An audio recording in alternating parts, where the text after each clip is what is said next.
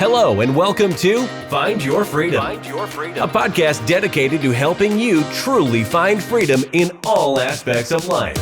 Join your hosts and their expert guests as they share practical tips and strategies for finding more freedom in your life. It's time to take control of your life and create the future you want. Let's find your freedom. Here are your hosts, Lenny the Boss and Omid Rad Investor. Boom. Welcome back to another episode of Find Your Freedom. And we are super excited with our guest today. But before we get into the guest, we always try our best to sit here and help you out. So we have a freedom kit for you. It's free, easily downloadable. All you have to do is go to www.findyourfreedomrei.com/freedom kit. Once again, findyourfreedomrei.com/freedom kit. All right, so our guest today is a creative entrepreneur with a passion for unlocking potential. All right, she lived in over 7 countries, created several businesses, and now focusing on real estate, which has given her this unique outlook on life. And she is excited to share ladies and gentlemen, all of her experiences on how she can help everyone, including you, and you in the back that's peeking your head up that we can't really see, to achieve your goals. All right. How you doing? How you feeling? Good. I'm excited to be here. Thanks for having me. All right. Fantastic. Hey, if you don't mind, before we jump into some of your fantasticness, if you could give just the listeners just a little background on yourself. Yeah, so I am British, as you can probably tell from my accent. I grew up on a little island called Jersey, which is off the coast of France. And then I lived in London, Scotland, Singapore, Belgium, Paris. And then we moved to the US in 2019. And so my husband and I are both photographers. So we do advertising and lifestyle photography, but we wanted to diversify into real estate. So we bought our first apartment in Paris in 2016, and we started doing Airbnb with that. And that's how we got into short-term rentals. I mean, that sounds like a dream, like traveling, like capturing like awesome moments, living in like all sorts of places. So I guess like what's inspired you to kind of even go that route versus like the traditional like 9-to-5 type of job? Just like what inspired you to even do what you're doing? Yeah, so I actually studied accountancy and law at university, and I did a year working for a hedge fund in London, and I was just literally like, this can't be it. This can't be my life for the next 40 years. So I just immediately then was like, no, I need to find like a better way of living. So that's when I moved to Singapore, and I ended up working with a photographer out there. And that was the first, I was earning like no money, but I was waking up happy to go to work. And I was like, this is it. So I just need to figure out how can I do this, but make loads of money. Wow, that's pretty interesting. Now, okay, so we saying, hey, you know what? I was making no money, but super happy, super cliche. So with that being said, all right, so you're here, you found your passion. Mm-hmm. You're like, man, I love photography. I love it. However, I need some income. All right, so why Airbnb? Why you just didn't open up, maybe a business doing photography, teaching others, or doing something else? So we did the photography business first, and then we got to the point where we were traveling like every month. And then as we started to have children, we were like, okay, this isn't sustainable, to be able to like give them a bit of stability. So that's when I started looking into real estate and Airbnb. We were using Airbnb for years before we started actually thinking about doing it ourselves. And so we bought our apartment in Paris. We wanted to renovate it. And we were like, okay, how can we make a lot of money quickly? Okay, we'll just throw it on Airbnb. And that's when it made like 3 times as much as we even thought it would. And so, the little seeds planted, and you're like, okay, hold on, if I can do this 10 times, we'll be sorted. So that's how it kind of started. And at the time, like this was 2016, like we did such a bad job of being a host, like it was like meeting them with a key every time they had to check in, writing out the message each time they booked. There was no automation, there was no software and stuff like that. So we literally started out like at the basic level, but that's where we started. But I saw, like just learning your story, it's so, you were a photographer, you just kind of learn from the ground up, and then same thing with Airbnb, and you kind of elevated both those businesses into kind of really successful businesses, like, the way you run them. So family, people have family, and then their priorities kind of shift. So why the States? Like, why come to the States versus like anywhere else? So you've traveled so many places. How did you end up kind of in the States, and like what was that whole process? So my husband's French, and the French have like an obsession with America and the American dream. So he was always like, I really want to live in America. And I was like, okay, cool, I'll live wherever. So I was like, let's give it a go. And at the time that I was starting to look into real estate, they didn't have much stuff like podcasts and stuff. So I found Bigger Pockets. And so then, because I was learning through Bigger Pockets, but like being in Europe, I was like, oh, it's going to be easy when we move to the US, because it just seems so much easier there. And there's so many more resources and stuff like that. So that was part of where we were like, I feel like there's more potential there, and it's not easier, but it's more supported, and it's more like encouraged, and there's more of a community of people being like, yeah, just quit your job, like start doing real estate. So I want to interrupt real quickly. So what are the major differences, like now that you've kind of experienced that, now that you've actually done it? So in France, for example, and also the UK, it takes like 3 months to close on a property, and it's so much more complicated. Whereas like here, the process, the inspection is so much more straightforward.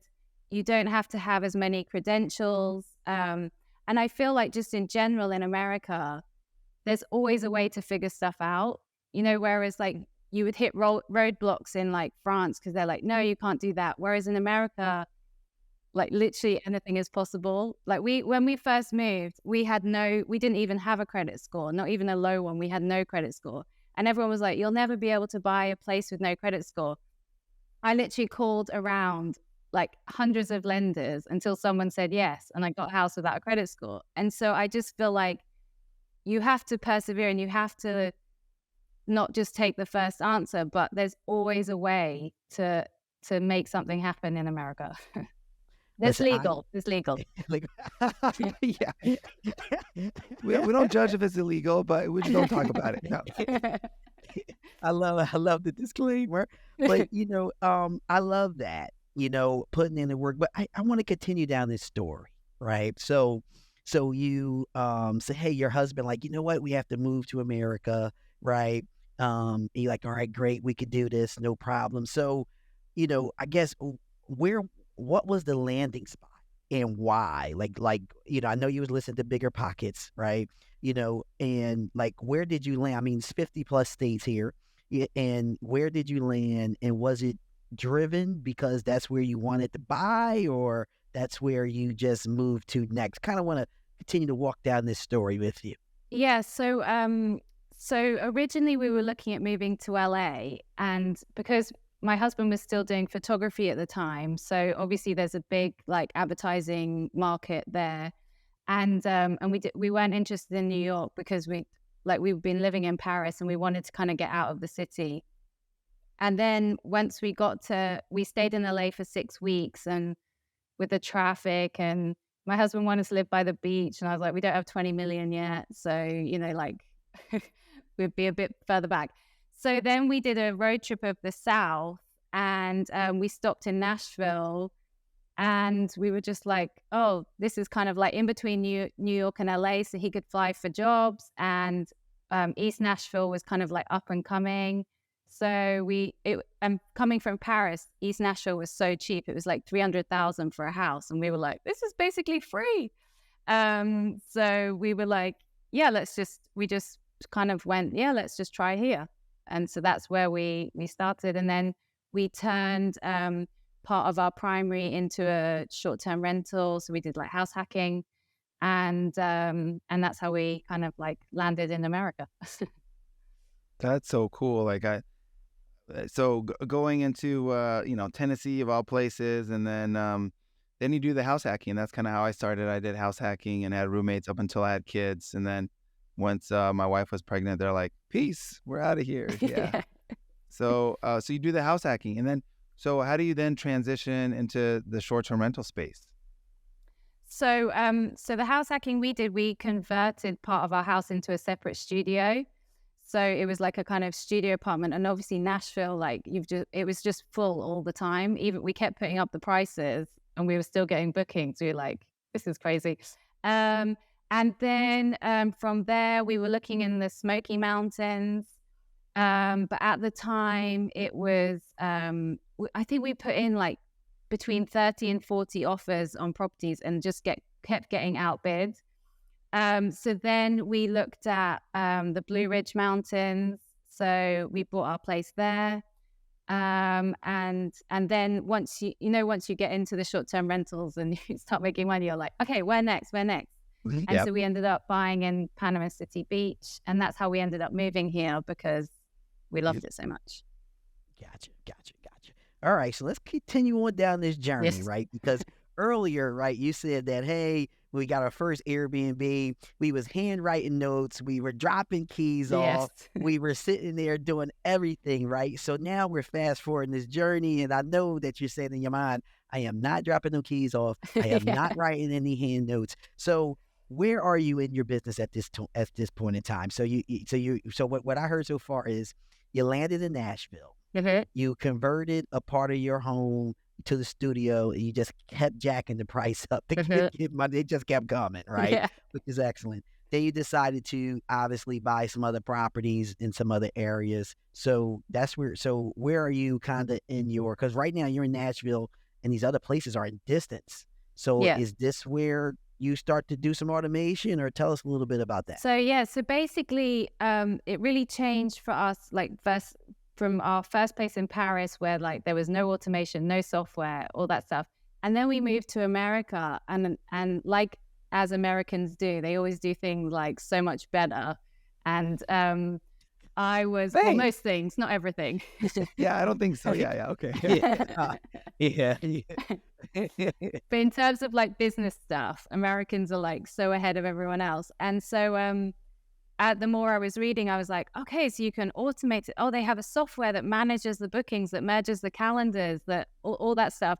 So I guess I kind of started with our Nashville place. Even though we were there, we had like the key lock door, the code door, and then started automating the messages, and then it just developed from there. And then I was like, well, you can just do it from anywhere, because everything's automated. The same way that you would deal with an issue in a place next door to you, you would deal with it the same, whether it's 8 hours. You'd phone the HVAC guy and say, like, I need you to come fix it. Nothing's going to change in that sense.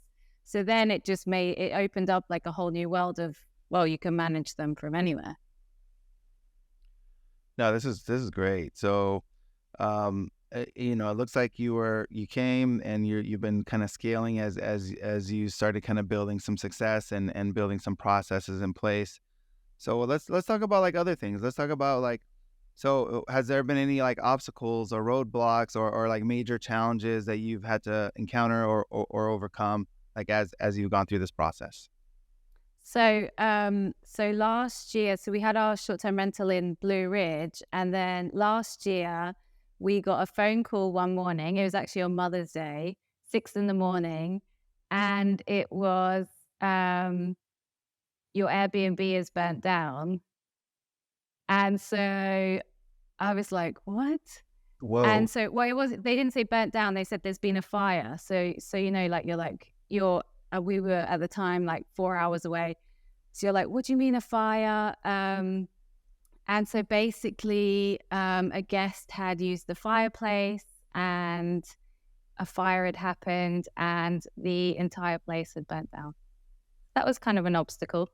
Wow. So let's dig into that a little bit. I mean, that's like wow. So like that is a call that I dread like ever having that to have. So you get the call.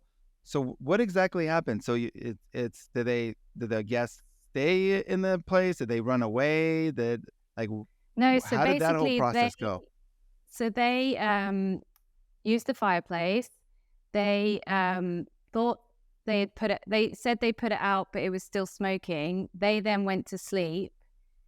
Luckily, and that's where, like, I will say to everyone, make sure you have all the safety, smoke detectors, fire extinguishers and stuff, because the smoke detectors is what woke them up. So thankfully, the most important thing, no one was hurt. They got out. But obviously, we're up in the mountains. By the time the fire department got up there, it's like, say, 20 minutes or something. And the whole place was on fire, and it was like a total loss. So that was my biggest fear. But once you've kind of lived your biggest fear, you're like, okay, the worst thing has happened. I'm still alive. My kids are fine. No one was hurt. Once you get used to being an entrepreneur and you lose money, you make money, it's not such a big deal. As long as you have your living and breathing, everything else can be fixed. So I know a lot of people have the same fear of something major going wrong, but once you've been through it, you're kind of relieved that it's okay, cool. Wow. I mean, I love that, right? Because that's true. Is that the guests got out in time, which they were not injured. And, obviously you're healthy with no issues outside of your feelings being hurt because you're probably, right now. But, a lot of people tend to say, how can we learn from your experience, right? And the one thing you mentioned is make sure that, smoke alarms are there. So I guess you have two experiences, right? You have the experience of the things you were doing, and then you have hindsight stuff because everyone does, right? Is there anything that you can share with us to say, hey, this is what happened to me, and here's some of the things that you want to make sure that you have in place so the process of rebuilding can be better? I think, just making sure, obviously you're providing a vacation space for people, but it needs to be safe. You need to think about those things and put those things in place where you don't want anyone to get hurt at your space. And so you want them to have a fun time, but also a safe time. And then apart from that, there was nothing else that we could have done physically to change the situation. The situation is what it is, but it's then how you recover from it. So we could have been oh, we're never going to do Airbnb again. That's it. We're out. We're selling everything. We're going to just stay at home and do nothing. But we decided okay, how can we turn this situation around to make a good situation out of a bad one? And so we were the cabin was on 2.5 acres. So we were okay, we're going to build 2 cabins instead of 1 and just come back bigger and stronger, because what else? There's no other option. You have to bounce back with whatever roadblocks you come across, because you're going to keep coming across them, but it's how you recover from them that's the most important part. That's the part of the journey where you learn, where you grow, where you just become more resilient to things going wrong and recovering from it.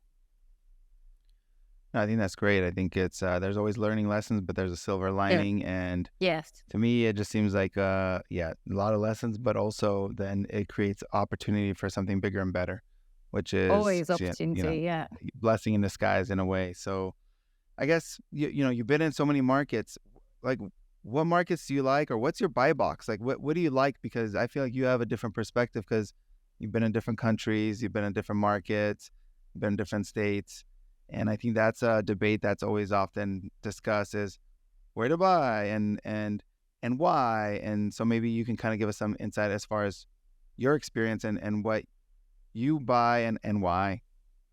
So for me, I like obviously look at the numbers, but I'm more about like feeling and like where I love, rather than, I feel like people get such into like analysis paralysis of like, where am I going to make the most money, rather than like, okay, where do I love to be? And so we really love the beach. We love the mountains, so we're happy we have the ones in Blue Ridge, but we really love the beach. And it's thanks to us buying in Panama City Beach that we ended up moving here, because we kept coming here in off season, and we were like, hold on, why do we not live here? So I think like when you go with more feeling as well as making the numbers work, you create more opportunities for yourself, because we would have never moved here if we hadn't have bought that short-term rental in a place that we were like, oh, we would visit here. So yeah, I think you have to go with like places that you love, places that you want to visit. And yeah, that's definitely our buy box. That's beautiful, and honestly, that's the dream, right? To sit there and think about it. And I love the way you basically said, I wrote this on my notes here. You just said, people think about money, right? That's the first thing that comes to mind. How much money? What's going to be the ROI? What is the cash on cash return? And they're not valuing the fact that you can sit here and actually go visit this place yourself and bring a different type of value to your life while it's being paid for by somebody else. Exactly. And I think that that's absolutely amazing. So I guess, all right, so at this point, let's go through your journey, right? So you moved over here, you're supporting your husband. All right, cool. Let's go to the States, right? You land in LA, then you come over to Nashville. You start buying up some properties. You have some roadblocks in the way, which you got over, and you built back even better. And then you move to the beach. I'm a beach person, so I love it. So, what are you doing now? So like what does your life look like now that you have these revenue incoming properties that's paying for your life, for you, your husband, and your kids? Like what is life like for you now? So honestly, I feel like I wake up every day feeling like I won like the lottery of life, because I'm just like, this is so good. And it's not about money. It's more about, I get to be with my kids. I get to drop them at school. I get to pick them up. I get to be on my own schedule. And literally every day is like a dream. And it doesn't mean that every day is perfect, because we all have like bad days. We all have roadblocks. But it's getting to the point where even when you hit a roadblock, mentally and like your mindset, you know how to overcome it, and you know how to grow from it, and like, get stronger from it. So you're just in such a good place mentally as well as like physically, because you can like go to the beach like straight after this podcast. But so it's the balance of everything. So so for the listeners who aren't on YouTube, I see a nice tan going on. You got the happy smiles. When you go on the IG, you see turquoise blue water, and you see the, during the week, I'm just gonna go to the beach, and who needs to go on the weekends when I go during the week? It's probably like not exactly those words, but I think that's kind of my interpretation of it. Pretty so close. so I think that's really awesome. I think that's great, and I think hopefully this is a great reminder as far as like when you're putting whatever your life together that you're imagining. Sometimes it's not necessarily just the money piece. There's so many different layers and components to it. So yeah, and I think as well, people get so focused on building something, which is an important part, but they're like, oh, I will relax once I reach this point, or once I have 100 houses, and they forget to live. And like, that's the whole point of it, is that the money is the tool to be able to live the life that you want to live. It's not, you don't want to put it off until you're 60 and then start living, because you've just missed out on the past like 20 years of actually like living it whilst you're building it. Living it while you're building it. I'm gonna have to quote that somewhere. That's a quote I gotta put somewhere. You can write that down. So listen, I have to ask you this question, because when I create a business and my mentor told me is the first thing you do is you write down like 100 names or whatever. You kind of narrow it down. Now, you have this, our place is your place. To me, that's like golden of all, that's like the platinum name that everybody wants, right? Like, and you came up with it. So and I love the name. So is there anything that inspired you to pick that name? Like how did you come up with that?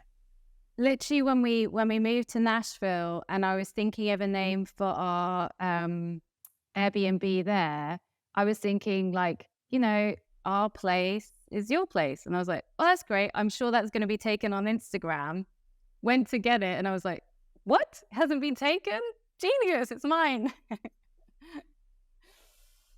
So that was the thought process. There wasn't much, but that's super cool. Now, in your business, one of the things that we all love is a lot of people sometimes in the business with their spouse, sometimes they're not. So can you tell us, is this you and your spouse? If it is, how do you guys define your roles? And if it isn't, I guess give us a few reasons why. Yeah, so obviously we started working together with the photography business. So we've worked together now for like 12 years. So the first year was awful because we were struggling to find how we fitted in to, the role, the business together. But now, like, my husband is super creative. So he's more on the creative side, and I'm definitely more the business brain. So we've kind of found our lane at this point. And he knows I'm boss, so then it's easy. Boss, I like it. Just like Lenny the boss, man. Look at that. I love that. How old are your kiddos? My eldest is 5, and my youngest, she's just turning 3.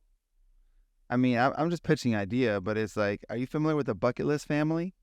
Yes. Yeah. So you guys should be you guys should, you have the traveling, you guys have the look, the location, and then, yeah, that's a good idea. You guys should be that. like some version, of the bucket list family. I feel like I would follow. So just an idea out there. Can be the French bucket list family. Yes, yes. There you go. Yeah.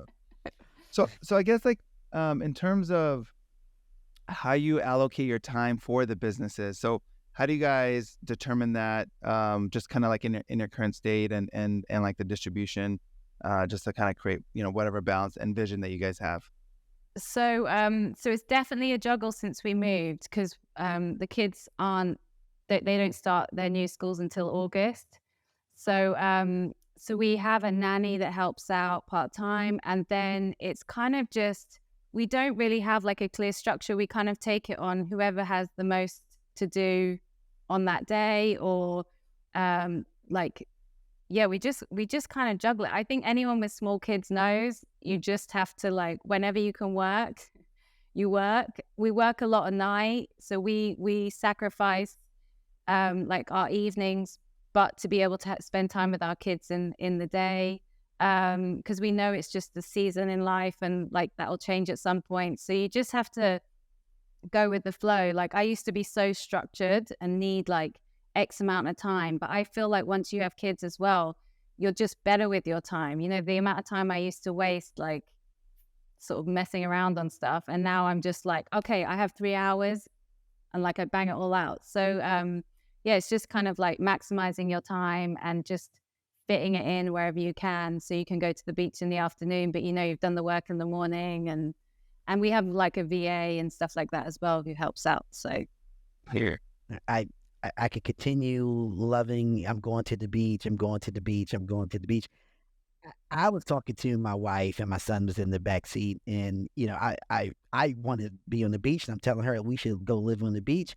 We got out the car, my son was distraught. He was, oh my God, we can't move. I'm gonna where's my friend? Son, no one's moving. I'm just sharing my dreams. So I can't even share my beach dreams. Well, my son having to catch that, he was about to break down and die because he thought we was moving tomorrow, right? But let me ask you a few questions, because I'm listening to you, right? And, you were able to sit here and leave a really good paying job and to do something that you love. and then you got creative on making some income behind it. Then you decided come over here, move to the States, grow your business. Ran into some major issues that probably I don't even know how I would handle. But your viewpoint on everything is just so positive, even to the point where people told you that, oh, you have no credit score. You're not going to be able to get a loan, right? You were able to, you say, because you put in the work. And now you're saying, hey, I work at night. I find a way to make it happen. We know that this is a season, right? So to have a mindset like that, are there things that you're doing on a daily basis or books that you're reading just to sit there and understand that there's always a positive end to the stick?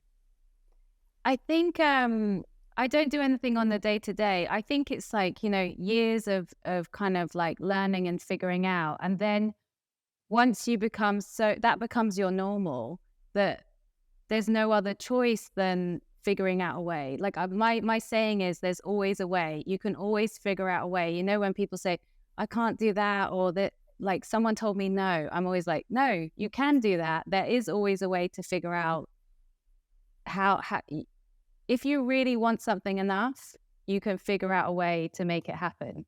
And like I've come into so many roadblocks, and you just have to push through and keep moving and overcoming and just believe it. I guess it's just like believing in yourself and what you want, and just not listening to, the self-doubt around you of others saying, that's not, that'll never happen. And I'm like, that's the key for me. When someone says something's impossible, that's like my driving force of like, okay, I'm going to make that one happen.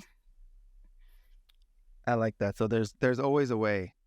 So I'm going to ask you a question completely different from like real estate or mindset. Okay. So I love food, and but I think like American food is not the best relative to other places. So how do you make a way, considering you've been to other places, and some even maybe like sometimes the beach cities that they may not, they have like the bar food. Terrible so food. How do you make? You can Yeah, say right, it, so- terrible food. There you go. Yeah. So tell me, how do you make the way? How do you do it? Being, maybe a lack of access to ingredients, or maybe there's not, but, walk me through that. Well, first you marry a French husband who can cook. There you go. Wow. Okay. And boom. No, we definitely notice the difference in food quality in America compared to like when we go back home and stuff like that. But yeah, we always shop at like local farmers markets, and we cook a lot at home. And there are still like nice places, but yeah, I agree with the bad beach bar food where people are like, you have to go to this place, and we go, and I'm like, what is this? Is this even real food? Oh, funny. That is funny. That is funny.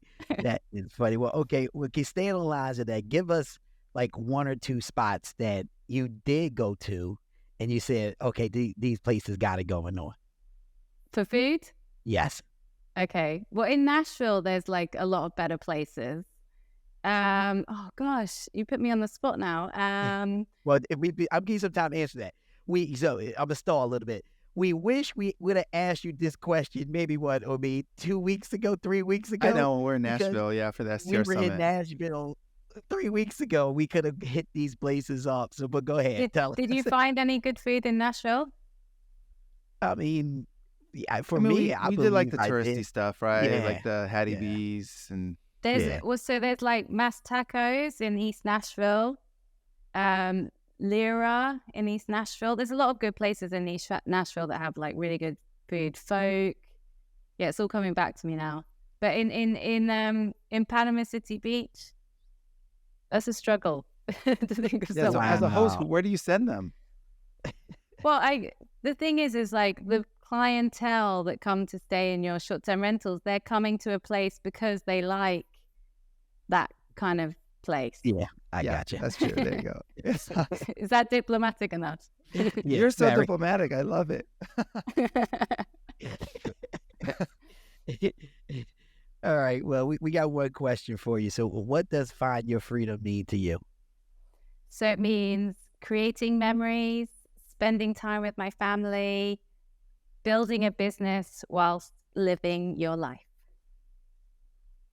I love it. No, I think that's wonderful. So, I follow you and I see you at the beach, and clearly you have the tan. So how do people connect with you? They want to, they want to, get to know you more, or use, your services, or go to one of your spots.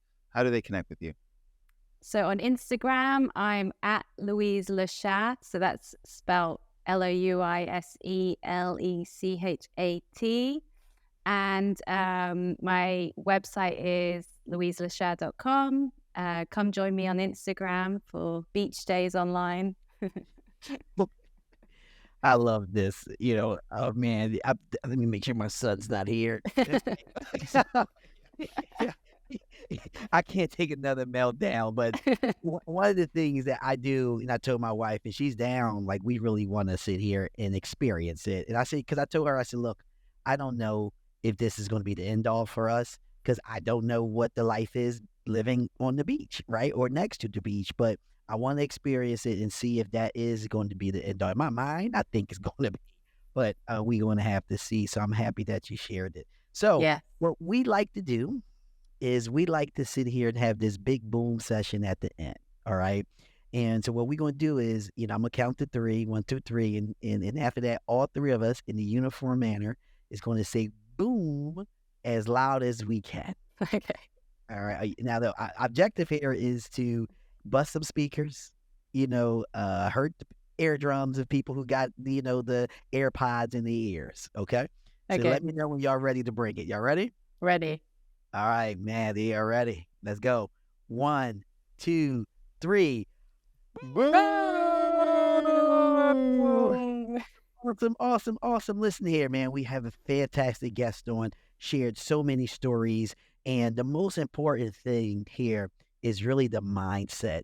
And it's one thing that really sat with me. And she said this: there's always a way to get something done. So when you are going up to that roadblock, remember that there's always a way to get something done. All right. So with that being said, make sure that you take a listen to this episode. Give us an honest 5-star review, because that's the way that we can continue to bring more and more and more episodes this way. Now, we always have to help you out. So we have a Freedom Kit, absolutely free, easily downloadable. All you have to do is go to findyourfreedom.com/freedom kit. Once again, findyourfreedom.com/freedom kit. Please, if you can, make sure that you subscribe. Make sure that you share, this podcast with everyone. Share this with your brother, your mother, your sister, your cousin, your aunt, your uncle. Also, take it to work. Share it with your friends, the ones that you like and the ones that you don't. Until the next episode of Find Your Freedom, we talk to you soon. Peace. Thanks for listening to Find Your Freedom. Be sure to subscribe wherever you listen to podcasts. While you're at it, please help us spread the word by leaving a rating and review and sharing the podcast with friends, family, and colleagues. Until next time, get out there and find your freedom.